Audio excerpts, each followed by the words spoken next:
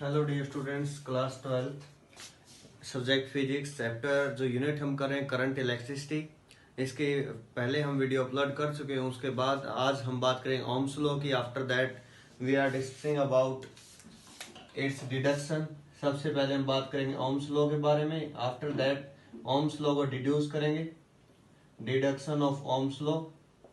After that electrical resistivity या फिर electrical resistance, electrical resistance किस किस फैक्टर पे डिपेंड करता है इसके बारे में बात करेंगे। After that we are discussing about resistivity.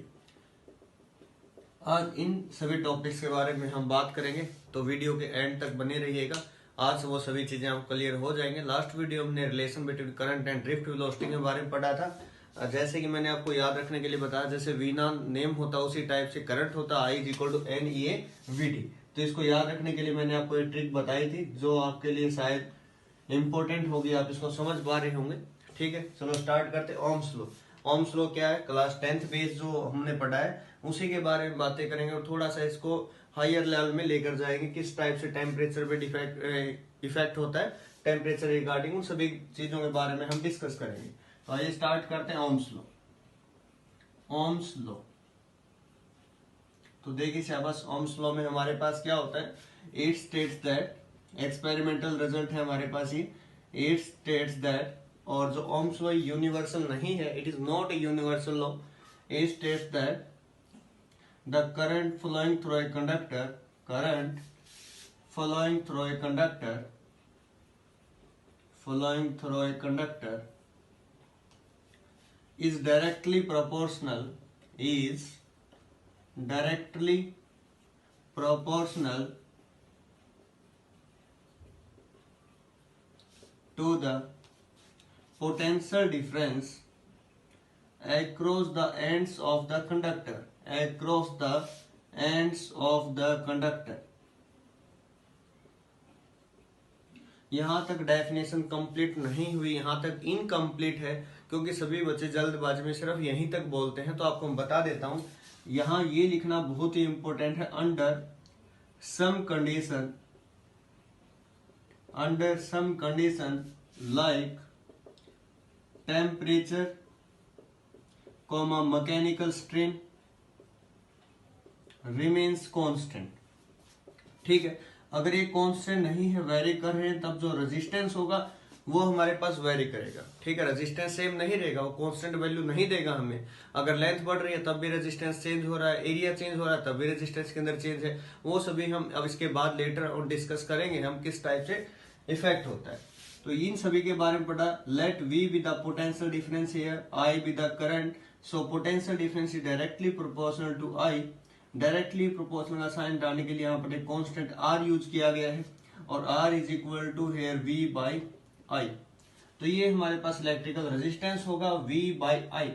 अब अगर मैं बोल दूं कि डिफाइन 1 ओम, 1 ओम हमारे पास क्या होगा? तो 1 जो ओम है रेजिस्टेंस को, resistance is said to be 1 ohm if 1 volt potential difference is applied across the end of the conductor and 1 ampere current is flowing through the conductor, then it is said to be 1 ohm। okay, unit क्या होगी ओम? जो resistance है इसकी unit ओम होगी। Symbolic representation ये होती है ओम की, इस टाइप से इसको रिप्रेजेंट करते हैं। डायमेंशनल फॉर्मूला अगर मैं बात करूं रेजिस्टेंस के अंदर, V जो है, V work done by charge था इनटू I। वर्क डन के लिए फॉर्मूला होता है M1L2T-2, चार्ज के लिए A इंटू टी, करंट के लिए A। तो अब इसको हम लिखेंगे तो स्क्वायर ब्रैकेट M1L2T-3A-2, ये होगा डायमेंशनल फॉर्मूला किसके लिए? रेजिस्टेंस के लिए। तो रेजिस्टेंस का डायमेंशनल फॉर्मूला हमारे पास M1L2T-3A-2 इस टाइप से रहेगा। अब हम बात करते हैं इसकी डिडक्शन की, इस टाइप से ओम्स लॉ की हम डिड्यूस करते हैं।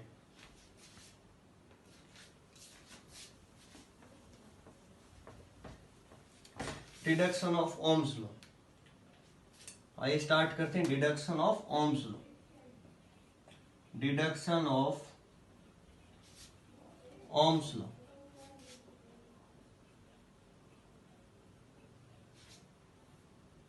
So we know that last time हमने रिलेशन पढ़ा था I is equal to N E A V D. Clear, I is equal to N E A V D. We know that I is equal to N E A V into D. ये relation हमने कर ली थी last video में, आप उसको check भी कर सकते हैं। n क्या था, नंबर डेंसिटी, E क्या था, इलेक्ट्रॉन का चार्ज, A क्या था, area of cross section, VD क्या था, ड्रिफ्ट वेलोसिटी। अब ड्रिफ्ट वेलोसिटी VD का फॉर्मूला उससे पहले हमने किया था E into capital E tau by में m। अब ये इसके अंदर पुट करते हैं इक्वेशन 1 में, I is equal to N E A into E capital E tau by में m, n into E square A capital E tau by में m। यहां से जो रिलेशन होते हैं इलेक्ट्रिक फील्ड में, E is equal to minus D by D R, electric field in terms of potential gradient. यहाँ से पोटेंशियल ग्रेडियंट V है, लेंथ L है, तो यहाँ पर E जो है इसकी वैल्यू हम पुट करेंगे तो I हमारे पास जो यहाँ से आएगा that is equal to N E square A। E की बजाय हमने क्या पुट किया, V बाय में L इंटू टा। ठीक है, I को हमने इस साइड भेज दिया, यहाँ पर M था, M as it is. V by I की फॉर्म में इसको हम लेकर आए तो V बाई जो I हमारे पास होगा M L N E square A tau. V by I क्या था, रेजिस्टेंस, तो रेजिस्टेंस जो होगा M L N E square A tau.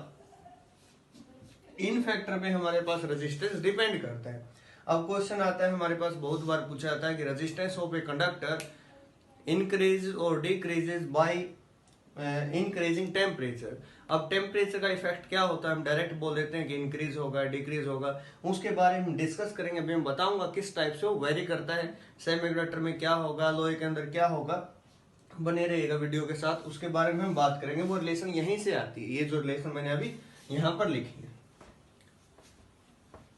Okay, number 2 आपको जो याद रखना है, रेजिस्टेंस जो है वो डिपेंड नहीं करता V और I पे, that depends on the length, area and the nature of material and temperature.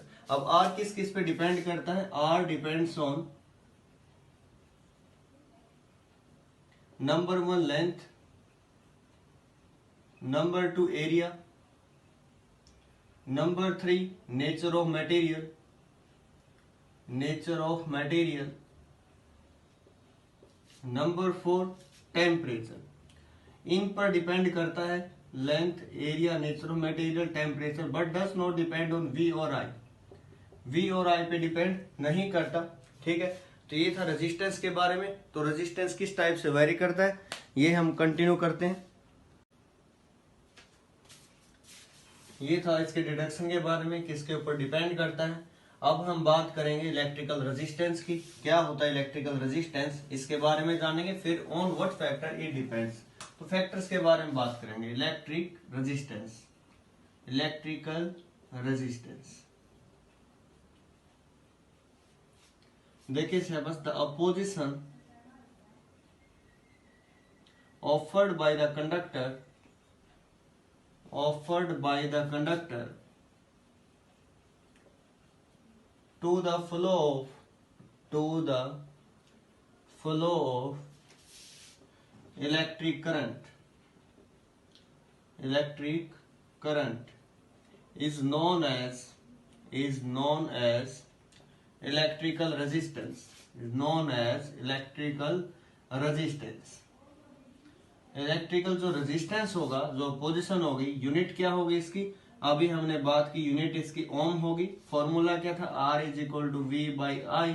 1 ohm is equal to 1 volt by में 1 एम्पियर। क्लियर, ये सब इसके बारे में।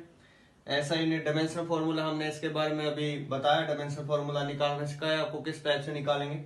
ठीक है, कोज क्या होता है, जो इलेक्ट्रॉन मूवमेंट करता है किसी भी कंडक्टर के अंदर, इलेक्ट्रॉन की जो मूवमेंट होती है, इलेक्ट्रॉन मूव करते हैं, जैसे ही फील्ड अप्लाई किया जाता है towards the positive end of the conductor with drift velocity VD, और पाथ स्ट्रेट ना होकर कर्व होता है कोलिजन की वजह से, तो यहाँ जो रास्ते में क्या होता है, आयन होते हैं या फिर एटम होते हैं जिनके साथ इनका कोलिजन होता है, जो यहाँ पर रुकावट पैदा करते हैं। एक प्रकार से रुकावट जो होती है, रास्ते में जो बाधा आती है, उसी को रेजिस्टेंस बोला जाता है।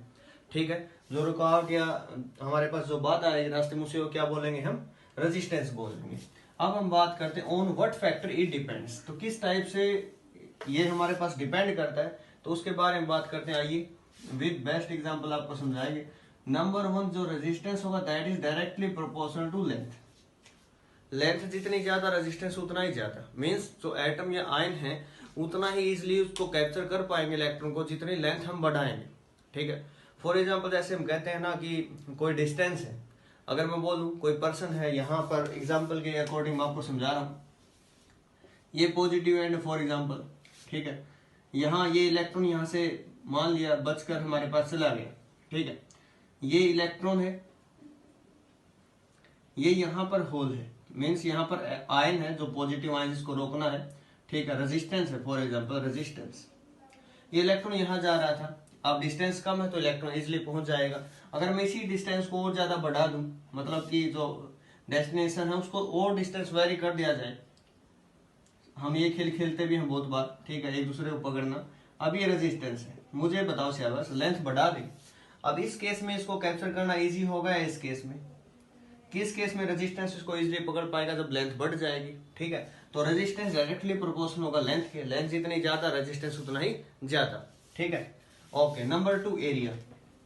एरिया के अंदर बात करेंगे, फॉर एग्जांपल जैसे होता है ना, पुलिस होते हैं वो रोकते हैं बाइक वगैरह को। ठीक है, अगर वहां पर एरिया कम कर दिया जाए तो इजी होगा किसी को पकड़ना, अगर एरिया ज्यादा है तो चांसेस है वहां से कोई भी बचकर निकल सकता है। ठीक है, अगर एरिया बढ़ जाएगा, फॉर एग्जांपल ये हमारे पास एरिया है,